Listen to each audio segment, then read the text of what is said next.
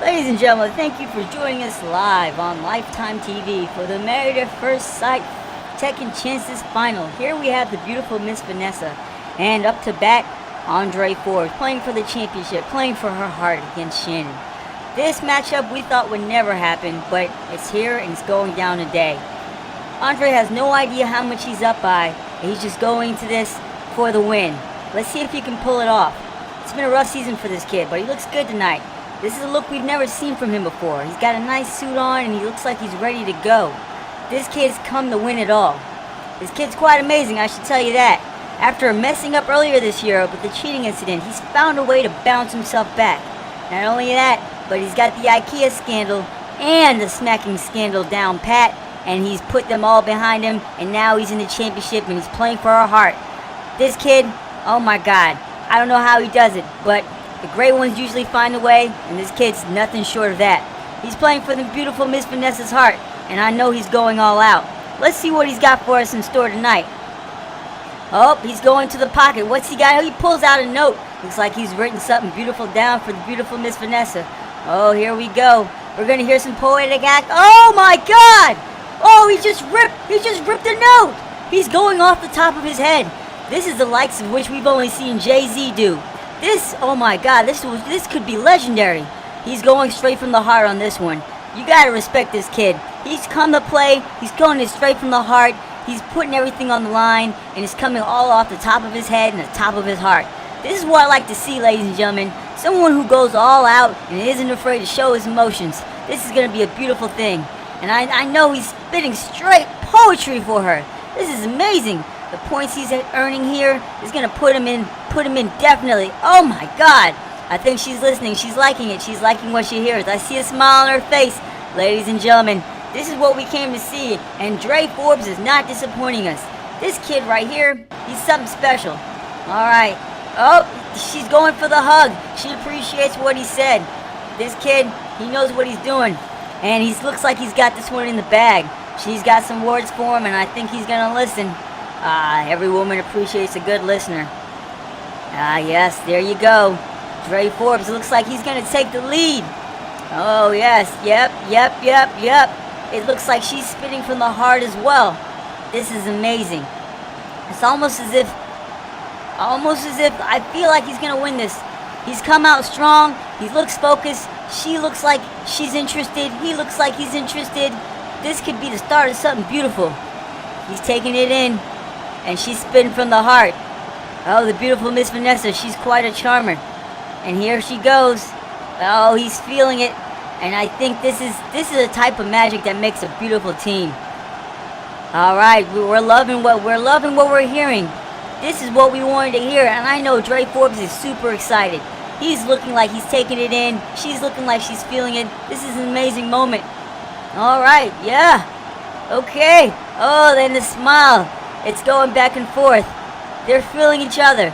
This is what I call amazing. This is where amazing happens, ladies and gentlemen. Only in the Married at First Sight Second Chances Finals does magic like this take place. All right.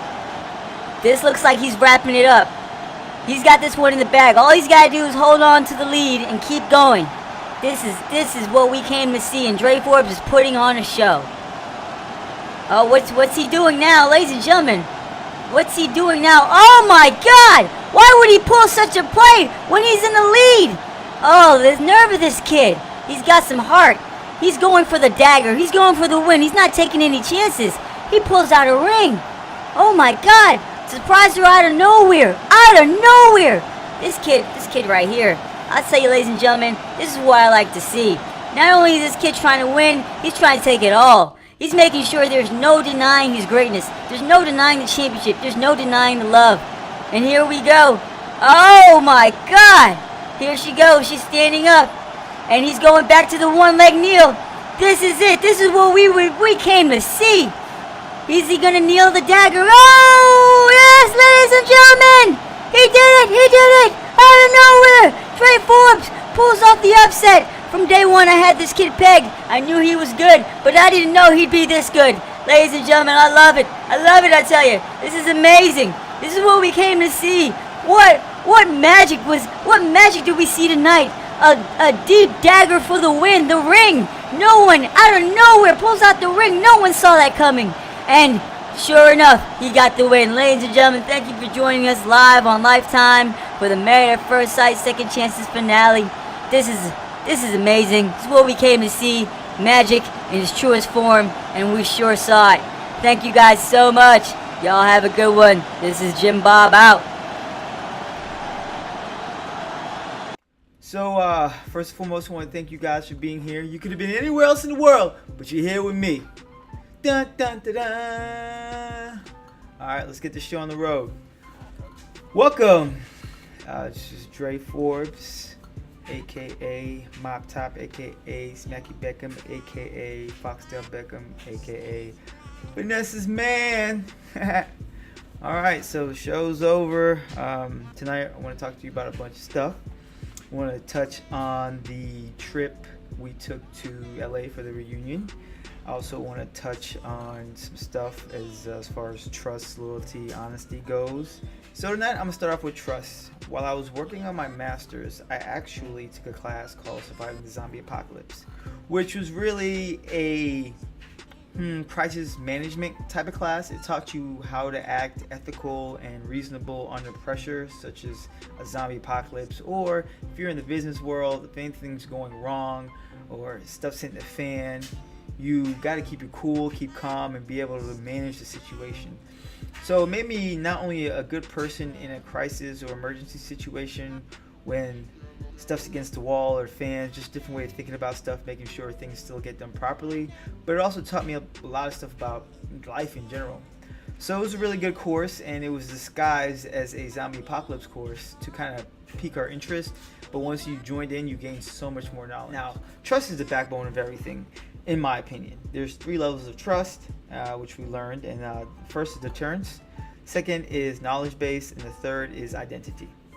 The first deterrence is kind of a rule-based trust where you're driving a car and there are rules set in place by society to make sure everybody else drives correctly, and you trust those rules and you trust the fact that those rules will make everybody else drive the way they should. Now, the next level of trust is knowledge-based trust. And knowledge-based trust is kind of just like your experience with people. So let's say that I have a coworker, and I see that coworker every day, and based off of knowledge, I know that he always gets in at 9, and he likes chocolate cake, and so I can show up Monday morning at 9 o'clock and have a chocolate cake with me, and I know he'll want some of that because I know he likes chocolate cake, and I know he'll be at work on Monday at 9. So you can also throw a lot of friends in there, knowledge based, and a lot of times family members as well. Now, the identity-based level of trust is the highest, and it is the most important. And I'll explain why at the end. Now, identity is kind of like you identify with that person. You see yourself a lot in that person. The things that person does, the decisions they make, are somewhat similar to the ones you would. So when you think about what you would do in a situation, you think that, hey, this person would do the exact same thing or something similar. You share your hopes, your dreams, your fears, your doubts, and everything else with this person as well. So it's a lot of times when you have marriage, moms and dads, you have kids, you identify with them, and best friends, you identify with them. Now, what you also got to look at is that the lower the level of the trust is, when it breaks, the more okay you'll be. It's a twin tower type of deal. And I say that because, let's say somebody cuts you off in traffic. They break the law or whatever. You'll get over it. If no damage is done, you'll get over it in about maybe 5 minutes. Right? Knowledge-based trust. Your coworker messes you up. They do something you wouldn't expect. It takes you longer, but you'll get over it. Maybe a week, maybe a month. Right? You'll forget about it. You won't trust him as much because you kind of gain that knowledge that, hey, this guy might not be trustworthy. But you'll be fine. And it doesn't affect the lower level really. Like you're still going to be okay day to day. Now, the identity-based level of trust, your wife, your best friend breaks your trust, everything else is affected. You don't trust coworkers, you don't trust anybody at that point. Strangers, nothing, no one. because that's the highest level of trust. This is the person you were the closest with in life. It's when you shared your hopes, dreams, etc., your fears, your doubts with, and they broke that level of trust. So now you're thinking, man, like, who can I really trust if I can't trust this person who was the closest to me? This is the person that it doesn't happen overnight. It takes years to build this level. It takes years to be able to trust this person. And once this breaks, it might take years to be able to develop this trust back. It affects all your relationships and can affect your life in many ways. There's also loyalty, right? And loyalty is important to me. But I'm not as loyal to the lower levels of trust as I am to the higher levels of trust. And that's what I kind of wanted to get at. I'm not going to be loyal or honest to someone who I don't know, someone who I don't trust. If I don't trust you, there's no reason for me to be loyal and honest to you. Now, I'm not blatantly going to lie to you. So, a lot of times I will do this, that I will test people's trust just to see who they are, starting off with in a new friendship scheme or, a new relationship scheme, just to see if this person is really in it for me, or this person is really trustworthy. Does this person deserve my loyalty? Is this person really on my team? Is this person really, worth the honesty going forward? Are they worth everything? But once you have that trust, it's nothing but honesty, because at the end of the day, I expect the people on my team to be trustworthy and loyal. So I'm gonna keep it 100 with them, so they know my moves. So with that being said, be honest to those you trust. Be loyal to those you trust. Those you do not trust, you don't owe them loyalty or honesty. If a stranger outside asks me, hey, you're an honest guy, you got nice stuff in your house? Do you think I'm gonna say yes? Do you think he's like, hey, where do you live? Do you think I'm gonna tell him where I live? I could not say nothing, but I can also say no. I don't owe this guy anything, and I don't trust him. I just met him. So all I'm saying is that be careful of who you trust, be careful of who you're honest with, and be careful of who you're loyal to. Make sure you first trust that person before you're honest with them, and make sure you first trust that person before you're loyal to them. And I feel like honesty and trust both build loyalty. So you got to keep it 100 no matter what, and then you got to trust that person, and that's what equates out to that loyalty. Person will believe in you and believe you. So this time out, I'm feeling on my Jay stuff. I've been listening to Jay-Z a lot, and one of the things I always think about when I listen to Jay, 44.4 is his new album just dropped, or 444, I don't know how you say it. Anyway, his new album dropped, and as you listen to Jay, he always breaks himself down, and it's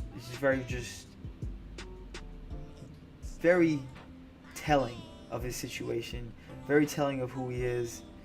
Well, this Jay album is kind of different from the rest in the fact that, he's been in the game so long and been through so much, and hearing that someone like him, or I'm not going to say someone like him, and what always gets me, and I think this is why Drake is such a great rapper, is because Drake, when he first started up until recent, always talked about issues that we all have, and him being who he is and still having the same relationship, trust issues, trust is a big word today, kind of makes you gravitate towards his music, because you're listening to somebody who's supposed to be this big superstar with all this money tell you he has the same issues that you do. So it's not the money that makes it better, it's not the fame that makes it better. None of that helps. The issues you have to solve are within you. The happiness you have to find is within you. The strength you have to find is within you. The confidence you have to find is within you. Your confidence, your strength, your happiness should not depend on others, because you can't be whole with somebody if you're not whole by yourself. So I feel like you first have to be whole by yourself, and then you can get with somebody and you can make a new whole. But if some part of you is broken and you expect that other person to fill it, what ends up happening is they do fill it. But when they leave, you're even more broken. While if you're whole and a person comes along, you make a bigger hole. You know what I'm saying? It's bigger. Instead of just being something being filled, like this, it makes a bigger hole and you're better. So anyway, Jay-Z's album is to me is kind of like a Drake album in the act that he talks about his relationships and the issues he's had with Beyonce not being around, and his friends Kanye, and he just pokes shots at himself at everything. And so it's really good to kind of see that even in his position, who he is, he still makes mistakes. It's just good to see that no matter what level you're at, that you can still make those mistakes. And you just gotta always be on your P's and Q's and be the best you can, and realize that we're all human. None of us are perfect, and we all make. Just realize we're all human. None of us are perfect, and we all make mistakes. And it's just learning from them and being a better person. So, and I feel like that's what Jay-Z did. He learned from his mistakes he made throughout his career and his life, and he's rapping about them because he's grown from that. He's better now, and it's kind of like therapy for him because he's letting that off his chest. Because he's grown and he's learned from that. So it's a very, very good album, a very good look at the issues he's faced and how he's become a better person. One of the funny stories I always remember is Howard told us he was going to Mexico to his Line brother's wedding, and Miles says, "What's a Line brother?" Now, I'll tell you what a Line brother is. You see, a Line brother is the person you cross over into a fraternity with, and it's usually predominantly used, the term, in African American frats. So you got your Qs, your Omegas, your Kappas, and so they're all considered each other Line brothers as they cross over. So I look at Miles, and Miles is like, "What's a Line brother?" And I say, "Hey, Miles, you don't know what a Line brother is? A Line brother is the person you do coke with for the same time." The whole room busts out laughing. Miles starts laughing. And it's funny stuff like that happened that didn't make it to the air, and probably know why. This is a family-friendly show. But, there's just memories I have of different stuff that went on that I guess want to share with you guys and drop hints here and there. Alright, so let's talk about the reunion. So we touched down in wherever we touched down. I don't even know if I'm allowed to say it, but the reunion happened in LA. Sorry if you guys didn't want them to know it happened in LA, but it happened in LA. Anyway, we touched down in LA. Me and V were actually sharing a room and at a hotel, and I think, if I'm not mistaken, David might have been staying in our hotel. Anyway, so V's not there when I get there. She's off shooting. There's a lot of stuff in press and different stuff she has to do. But I'm just chilling around and get some dinner for us. And she comes back. She eats. We just kind of hit the sack because it's an early day next day. So next day arrives, and morning Uber over to the studio where we were going to shoot the whole thing, the reunion.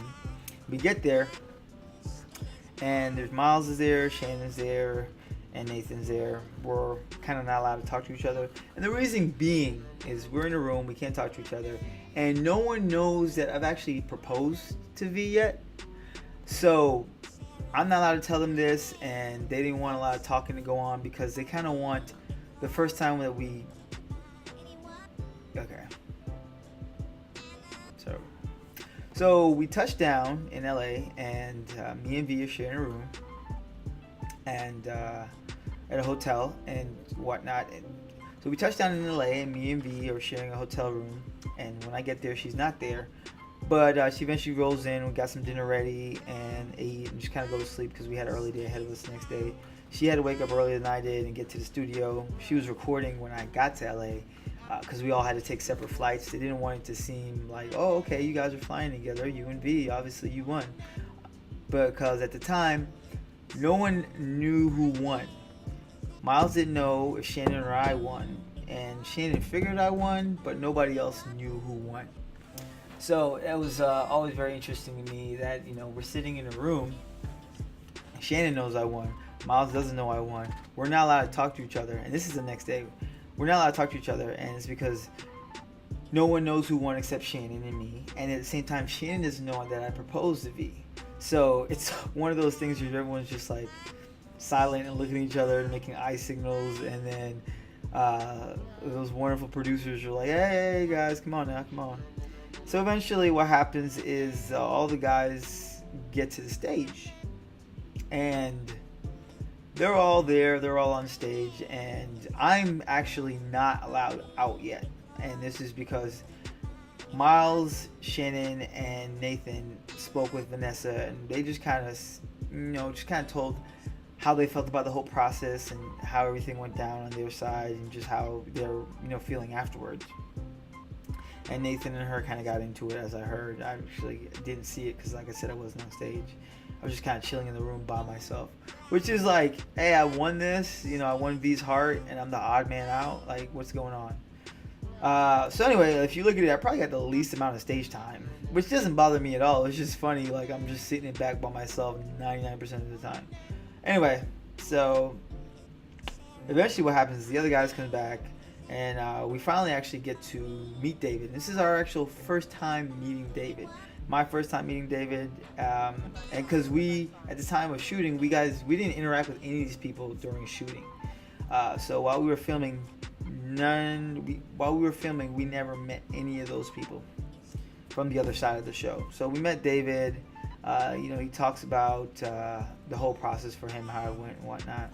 After being out there, and David disappears, and so they finally allow us to kind of relax and chill and enjoy. We still can't talk about certain stuff, but we can talk. They tell me, hey, do not talk to them or anybody about the ring.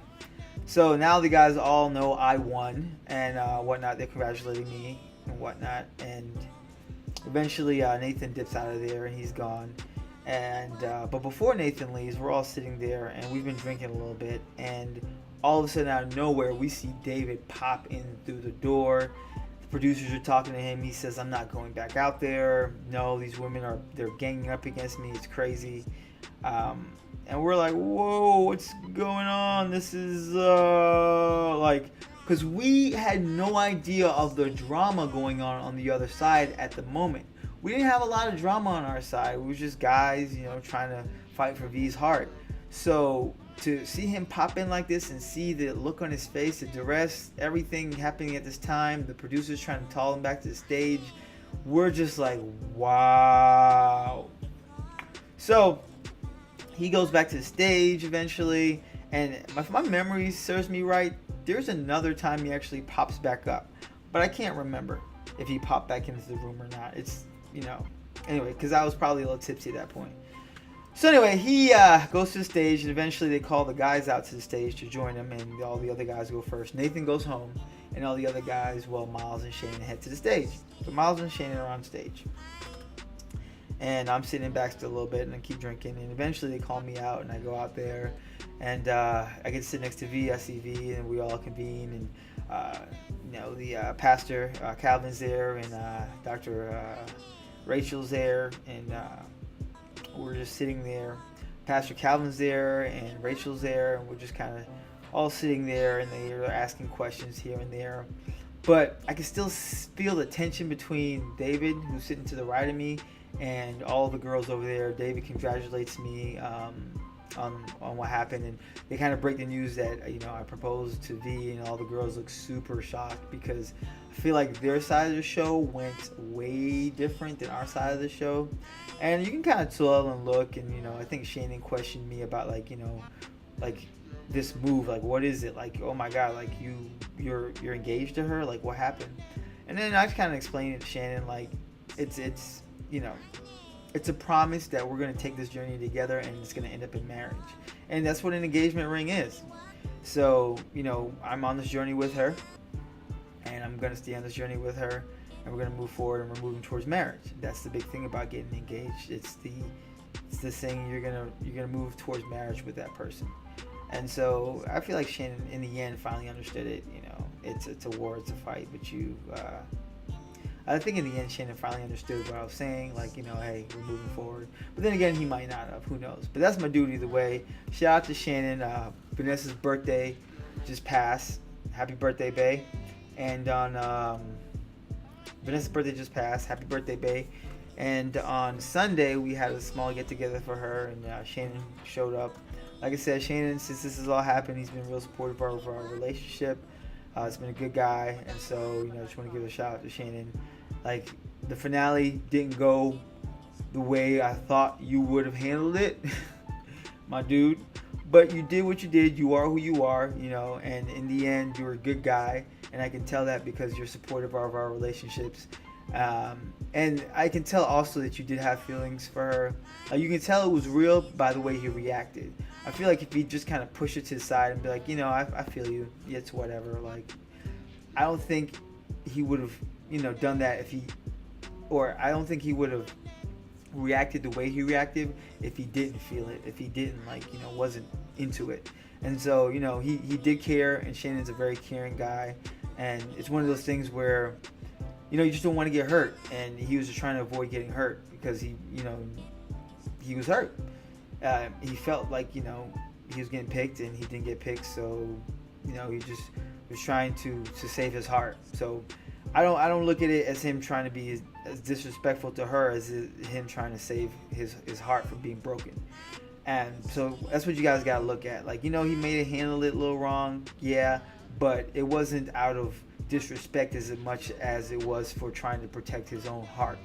So, like, my dude, like I said, afterwards, we got to kind of just hang out and really get to know each other. And so, you're a good guy, and so shout out to you. I appreciate that. As we're sitting there in the chair next to him, we reveal that we're engaged now. The girls all look amazed, and they're like, oh my god, like, what? And so they were kind of confused about the whole thing, because their side of the show obviously didn't go as ours did. And at the end of the day, I don't know if any of them actually knew David had a ring. And the reason I say that is because neither of them saw it. He didn't even move to propose to any of them. And so it might have just been a little bit confusing on their part when they saw the ring on the show. Because at the time, like, I didn't know David had even had it in his head that he was going to maybe propose to one of these girls. But maybe he also did. I don't know. But it just came off as a little, like, awe to them when they saw that I was engaged to her. And like I said, their journey went different than ours. And I wasn't on that side, so I can't say who's right or who's wrong.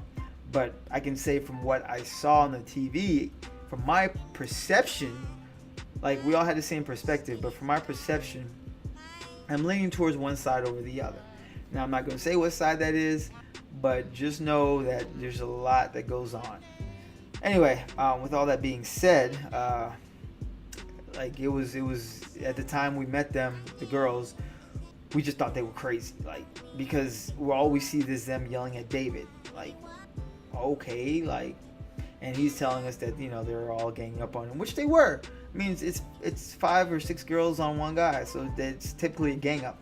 Now, I'm not saying he did or didn't deserve it. I'm just saying what happened. So it was kind of a tough situation. They all were kind of heated and upset, but we ended it. We took some pictures. It was a good time. We really enjoyed the trip out there, and to see everybody again, and to just kind of, we didn't really get to meet the other side. We met David. I had dinner with him, heard some of his stories, and just kind of felt him out a little bit. And then me and V just kind of wrapped it up and went to bed. And then she had to actually be up early again in the morning to do some more stuff. And then my flight left before she got back, so I dipped out, and we texted the whole time. She just kind of updated me on what was going on. And then we came back to Atlanta, and that was that. So that was a reunion from the guy's perspective. It was just a lot of sitting in a room and then seeing David storm in like hell's fury was after him, and the producers having to beg and talk and plead with him to go back out there because he looked like he'd just been bombarded with a lot of stuff he didn't expect, which, at this point, watching over stuff, I'm not going to say if he did or didn't deserve any of that, but you guys can make your own assumption from your perspective and from your perception, and I'm just going to say that it may not be wrong from your perspective and your perception. But, getting back and get to know everybody else, like, it is what it is, and it's over now, and what I'm hoping is people can just put it behind them, go forward and be better people. I want to give a special shout out to Paria who I forgot off the last. I want to give a special shout out to Pario, who I left off my last shout out. Thank you so much for helping V along with this whole situation from start to finish, and being there and just being an awesome person and able to be contacted whenever we needed you. Thank you so much. Jamie, thanks so much for taking care of V. Thanks so much for taking care of me, the crew, the squad, everybody. Love you, girl. And if I'm forgetting anybody, I'm sorry. But shout out to V's mom. I think she puts crack cocaine in her. I think she puts crack cocaine in anything she bakes, because this lady's nice. Shout out to V's sis, big sis. Shout out to my fam. If I forgot you, I'm sorry. Shout out to big sis. Shout out to V's big sis. Thanks for being understanding. Thanks for picking me from day one, and just kind of putting a little bug in her hair, and just kind of thanks for picking me from day one, and thanks for putting a bug in her ear so she'd never forget about me. So if you guys follow me, Dre Forbes on the gram, Instagram for everybody who doesn't know what gram means, Twitter on the tweets, Dre Forbes on the Twitter tweets, and subscribe to my channel. There's be more content coming. So yeah, going forward, thank you guys for being on this journey with me, and really enjoyed it. So, peace.